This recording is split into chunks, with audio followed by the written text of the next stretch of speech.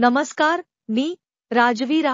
आपण पाहत आहात YZ इंडिया टीव्ही आणि आता पाहुयात आत्ताची महत्त्वाची बातमी.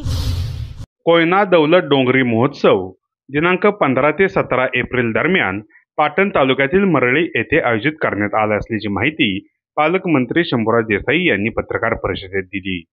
राज्यातील पहिलाच होत असलेला डोंगरी महोत्सव नेमका कसा आहे याविषयी बोलताना नामदार देसाई काय म्हणाले पाहुयात. कोयना दौलत डोंगरी महोत्सव हा 15, 16 आणि 17 एप्रिलला मरळी दौलतनगर या ठिकाणी आपण आयोजित केलेला आहे.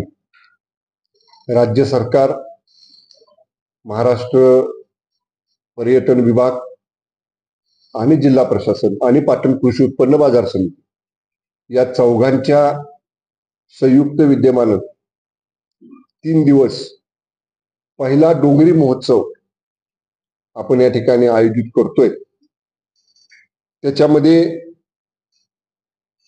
एक मोठं कृषी प्रदर्शन जे 3 दिवस चालू असेल, एक पशु पक्षी प्रदर्शन त्याच्यामध्ये दर दिवशी नवनवीन म्हणजे कधी गाई बैलांचं, कधी पक्ष्यांचं, कधी म्हणजे स्पर्धेत भाग घेणाऱ्या श्वानांचं वगैरे असं वेगवेगळं 3 प्रकारचं 3 दिवस पशु पक्षी प्रदर्शन असेल.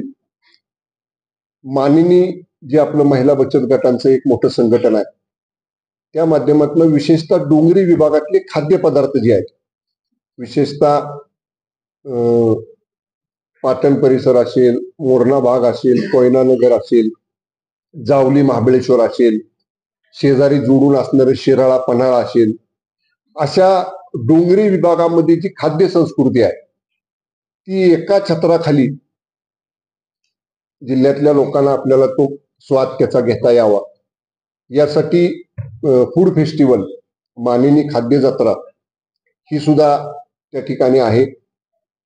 महिला बचत गटाने तयार केलेले पदार्थ तर ही नेहमीच आपण बघतो की मोठ्या प्रमाणामध्ये महिला सहभागी होतात, पण विशेषतः महाबळेश्वर, तापोळा, दरे त्या परिसरामध्ये जी बांबू लागवड मोठ्या प्रमाणामध्ये आपण केली, त्या बांबूंपासून जी काही छोट्या छोट्या वस्तू, शोभिवंत वस्तू, शोपीस वगैरे सारख्या ज्या तयार केल्यात त्याचं सुद्धा त्या ठिकाणी आपण प्रदर्शन आणि इतर सगळे माता कोयना भाग आहे आमचा म्हटल्यानंतर नाचणीच्या, तांदळाच्या पापड्या, बाकी सगळ्या ज्या काही गोष्टी असतात त्याचं एक प्रदर्शन त्या ठिकाणी आपण ठेवलेलं आहे.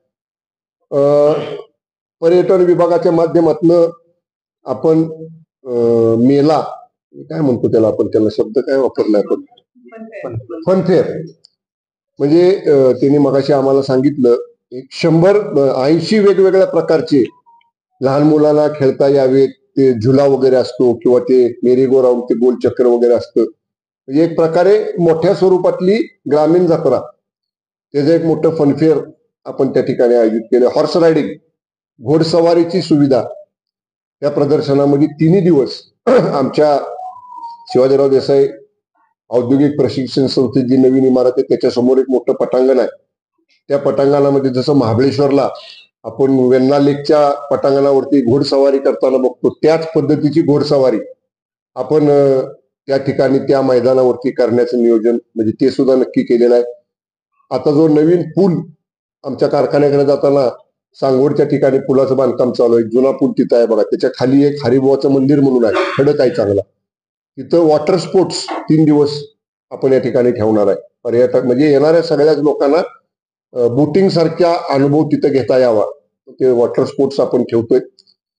आणि पॅराग्लायडिंगचं आमचं नियोजन आहे, अजून नक्की झालेलं नाही, कारण त्याला बऱ्याचशा परवानग्या पोलिसांच्या आणि आमच्या पर्यटन विभागाच्या साहसी खेळांच्यासाठी म्हणून घ्याव्या लागतात. कारण आमच्याकडे बऱ्याच ठिकाणी डोंगरावरती बघितलं तर पवनचक्की आहेत, त्यांची पाती फिरत असतात सारखी, त्यामुळे ते पॅराग्लायडिंग करताना ती सिक्युअर असलं पाहिजे. म्हणून मी SP साताराला मगाशी सांगितलेलं की तुम्ही स्वतः खात्री करा.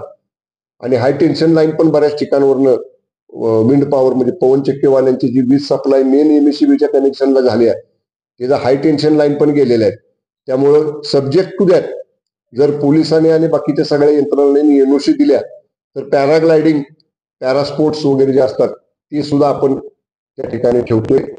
आपण बघितलं असेल मुंबईला जर आपण नरिमन पॉइंट चौपाटीला गेलो तर ती इलेक्ट्रिक पूर्वी घोडा बग्गी असायची, आता इलेक्ट्रिक बग्गी आलेली आहे बघा, ती डेकोरेटिव्ह केलेली असती आणि विशेषतः मुलं वगैरे एन्जॉय करतात ती बग्गी मधली राईड.